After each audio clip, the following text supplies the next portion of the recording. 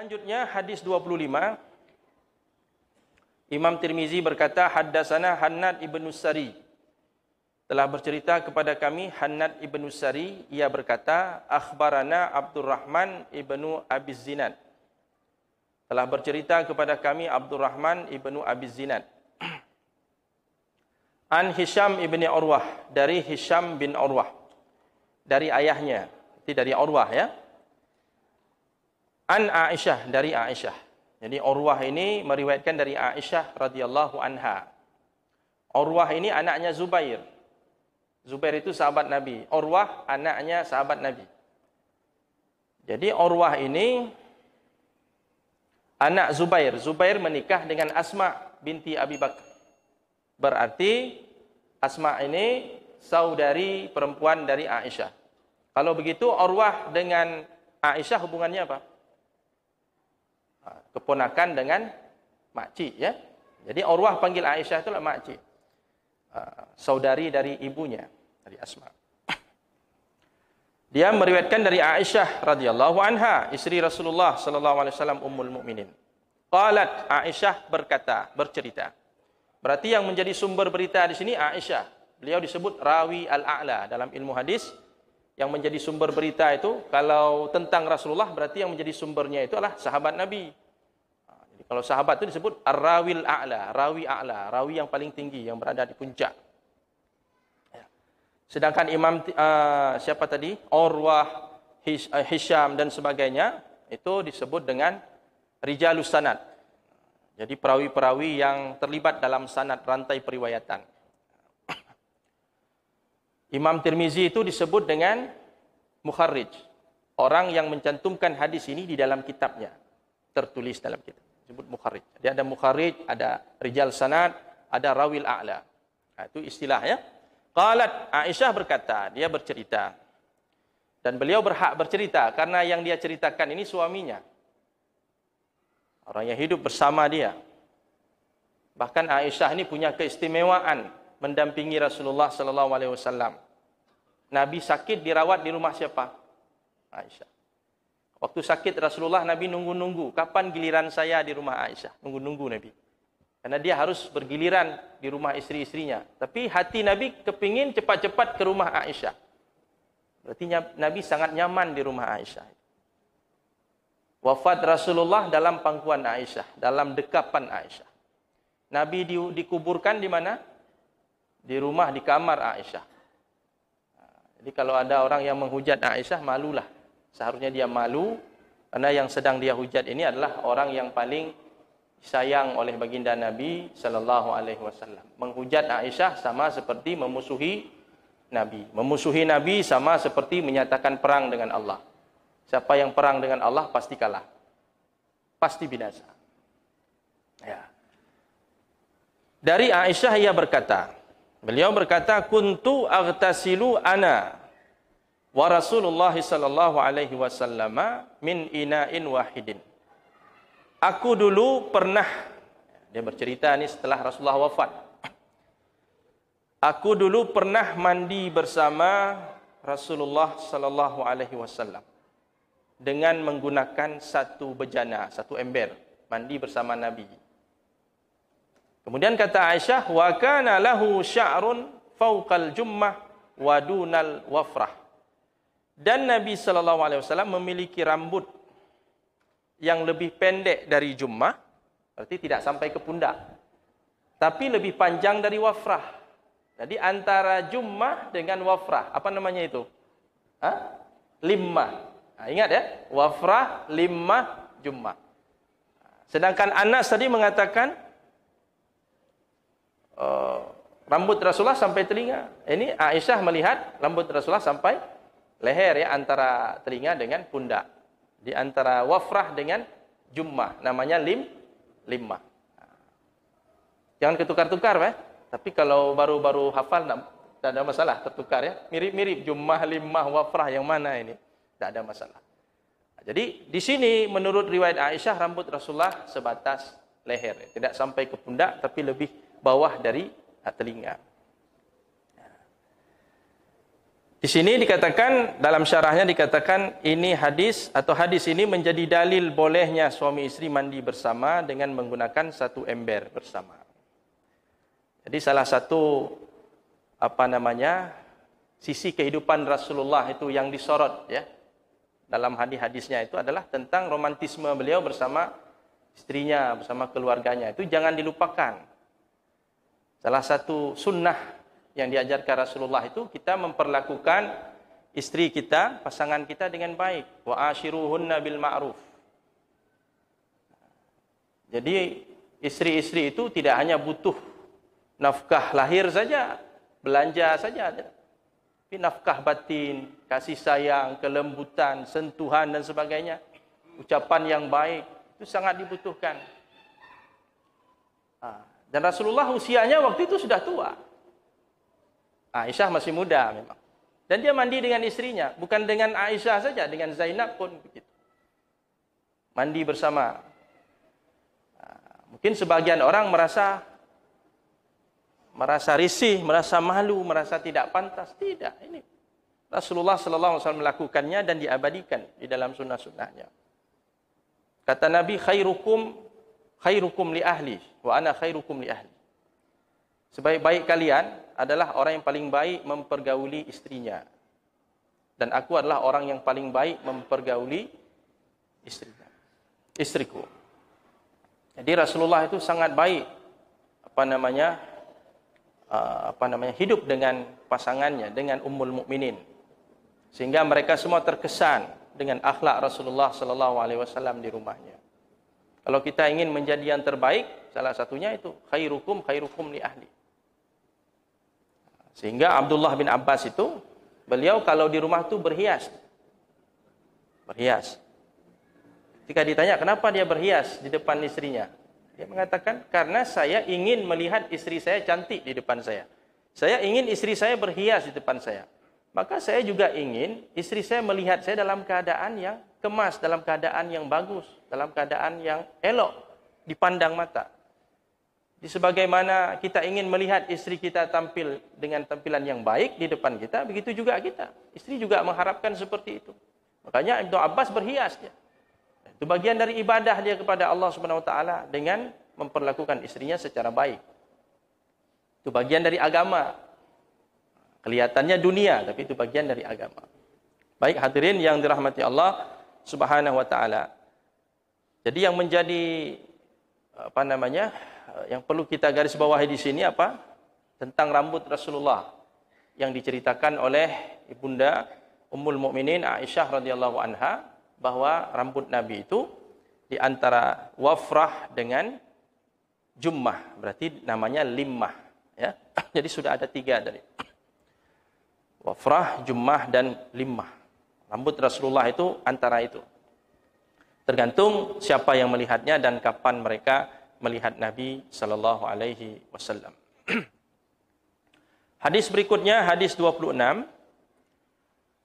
Haddatsana Ahmad ibnu Mani' qala haddatsana Abu Qatan qala haddatsana Syu'bah an Abi Ishaq anil Bara' ibni Azib. Jadi sumber berita di sini Al-Bara' ibni Azib, sahabat Nabi sallallahu alaihi wasallam. Jadi dari Anas cerita, Aisyah juga cerita, Al-Bara' juga bercerita. Qala, ia berkata, kana Rasulullah sallallahu alaihi wasallam marbu'an. Rasulullah itu postur tubuhnya itu tinggi semampai. Tidak terlalu tinggi, tidak terlalu pendek. Marbu' itu sedang-sedang, tapi lebih cenderung kepada tinggi. Dan ini sudah pernah kita jelaskan sesi Ramadan waktu itu ya. Marbu' itu posisi tinggi tubuh Rasulullah itu ideal sekali. Bagus kita melihatnya, senang, suka kita melihatnya. Dan mungkin itu menjadi postur tubuh idaman setiap orang. Kalau melihat tubuh Rasulullah. Ba'ida ma bainal minkabaini.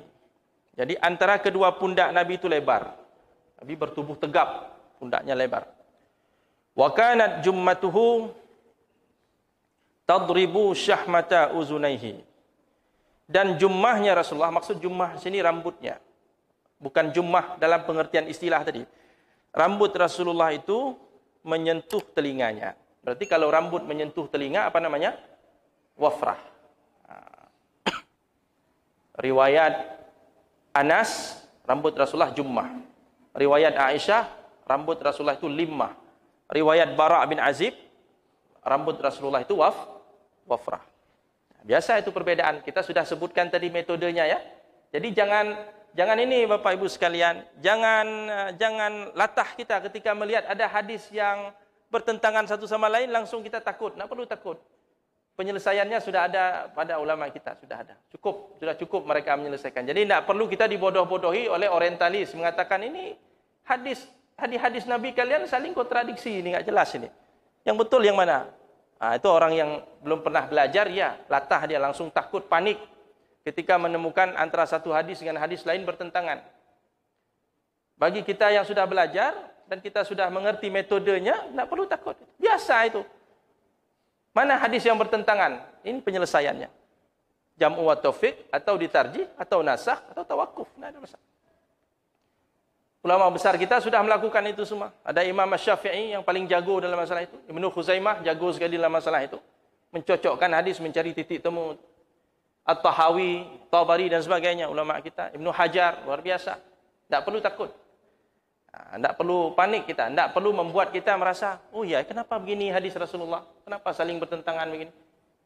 Seakan-akan kita tidak percaya dengan Nabi SAW. Atau tidak percaya kepada sahabat-sahabat yang meriwayatkannya. Ini semua sudah terselesaikan dengan baik. Di sini tidak ada keterangan yang lebih mendalam karena memang sudah pernah dijelaskan pada pembahasan sebelumnya. Kita masuk ke hadis 27. Haddatsana Muhammad ibnu Bashar qala haddatsana Wahbu ibnu Jarir ibni Hazim qala haddatsani abi. Saya terjemahkan lagi ya. Haddasani itu sudah jelas. Itu disebut haddasani, akhbarani. Kalau Bapak Ibu temukan dalam teks hadis atau sanad hadis itu disebut dengan sirah tahammul wal ada. Jadi redaksi yang digunakan untuk meriwayatkan hadis itu. Dari seorang perawi, dari gurunya. Saya menerima hadis ini dari guru saya. Saya katakan haddasani syaikhi misalnya. Karena saya menerimanya langsung mendengar dari ucapan syaikh. Nanti sekali-kali dia gunakan akhbarani. Biasanya akhbarani itu ketika dia dengar dengan cara Arab. Dengan cara dia baca hadis, gurunya yang mendengar. Itu cara periwayatan hadis ada 8 cara. Ya. Bagaimana kita menerima hadis dari seseorang itu ada 8 cara. Menggunakan redaksi-redaksi seperti ini. Ada haddasana, akhbarana, an, dan sebagainya. Ya. An Qatadah, dari Qatadah. Qala, qultu li Anas. Aku berkata kepada Anas. Jadi di sini terjadi dialog antara tabi'in dengan sahabat. Tabi'in itu adalah generasi setelah sahabat. Orang-orang yang belajar kepada sahabat Rasulullah sallallahu alaihi wasallam. Itu disebut tabi'in. Salah seorang tokoh tabi'in adalah Qatadah. Dia bertemu dengan Anas. Qultu li Anas. Aku bertanya kepada Anas. Anas sahabat Nabi. Sumber berita tentang Rasulullah itu salah satunya Anas. Dia tanya, kaifa kana sya'ru Rasulillah sallallahu alaihi wasallam? Bagaimana kondisi rambut Rasulullah sallallahu alaihi wasallam? Dia tanya rambut Rasulullah seperti apa? Penasaran dia. Karena dia tidak jumpa dengan Nabi, tidak melihat Rasulullah, dia tabi'in. Beriman kepada Rasulullah tapi tidak ketemu. Karena saking cintanya kepada Rasulullah, dia tanya Rasulullah itu seperti apa? Rambutnya seperti apa? Ini kesempurnaan cinta dia kepada Rasulullah. Dia ingin tahu Rasulullah seperti apa.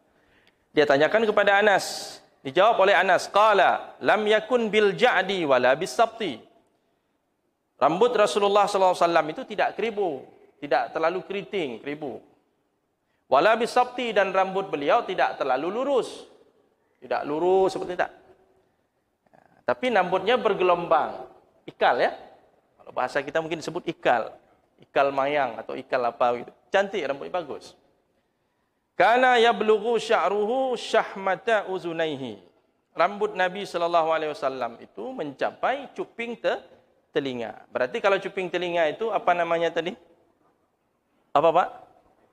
Wafrah. Iya, masih ingat. Masya Allah. Kalau salah-salah sikit pun tidak ada masalah itu.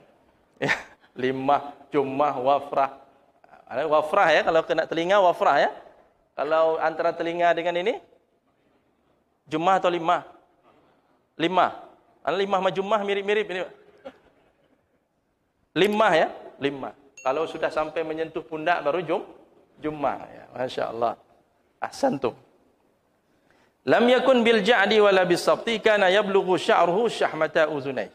Jadi rambut Rasulullah itu mencapai cuping telinga. Ya, jadi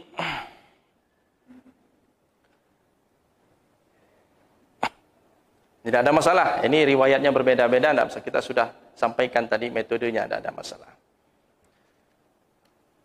Kita lanjutkan hadis berikutnya, hadis ke-28. Haddatsana Muhammad bin Yahya ibni Abi Umar al-Makki, qala haddatsana Sufyan ibni Uyainah an ibni Abi Najih an Mujahid an Ummi Hani binti Abi Talib. Jadi ini riwayatnya dari Ummu Hani. Ummu Hani putri dari Abu Talib, berarti saudari perempuan dari Ali bin Abi Talib. Sepupu Rasulullah sallallahu alaihi wasallam, Ummu Hani, perempuan ya. Qalat, ia bercerita, qadima Rasulullah sallallahu alaihi wasallam Makkah qadmatan wa lahu arba'u ghadair. Rasulullah sallallahu alaihi wasallam pernah tiba di Mekah dan pada saat itu beliau memiliki 4 ghadair. Ghadair itu ada kelompok rambut. Jadi rambutnya itu, rambut Rasulullah tadi panjang sampai ke pundak, tapi tidak terjurai semuanya begitu. Dilihat oleh Ummu Hani tadi, rambut Rasulullah belahnya ada 4 belahan. Ada 4 belahan rambut. Jadi dikelompokkan rambut itu menjadi 4 belahan. Itu yang disaksikan oleh Ummu Hani. Imam Ibnul Qayyim berkata, pertama sekali Rasulullah sallallahu alaihi wasallam menggeraikan rambutnya. Artinya Nabi menjuraikan rambutnya ke belakang begitu, satu tidak dibelah. Pertama sekali Nabi tidak membelah rambutnya. Kemudian baru Nabi mengelompokkan rambut, membelah rambutnya. Jadi ada satu riwayat menyatakan Nabi pernah membelahnya dua belahan. Jadi 2 belahan, 2 kelompok rambut. Satu sebelah kanan dan sebelah kiri. Jadi kemudian Nabi sallallahu alaihi wasallam dilihat oleh Ummu Hani dalam satu peristiwa, yaitu ketika beliau datang ke Mekah, Nabi memiliki 4 kelompok rambut, 4 belahan rambut. Sallallahu alaihi wasallam. Ini di antara yang diceritakan oleh Ummu Hani, orang yang dekat dengan Nabi dan termasuk keluarga Rasulullah sallallahu alaihi wasallam. Nanti akan ada penjelasan setelah mungkin pada pertemuan yang akan datang, mengingat waktu kita yang terbatas. Demikian pertemuan kita pada hari ini. Mudah-mudahan pada malam ini, mudah-mudahan bermanfaat. Aqulu qauli hadza wa astaghfirullah li wa lakum. Subhanakallahumma wa bihamdik, asyhadu an la ilaha illa anta nastaghfiruka wa natubu ilaik. Assalamualaikum warahmatullahi wabarakatuh.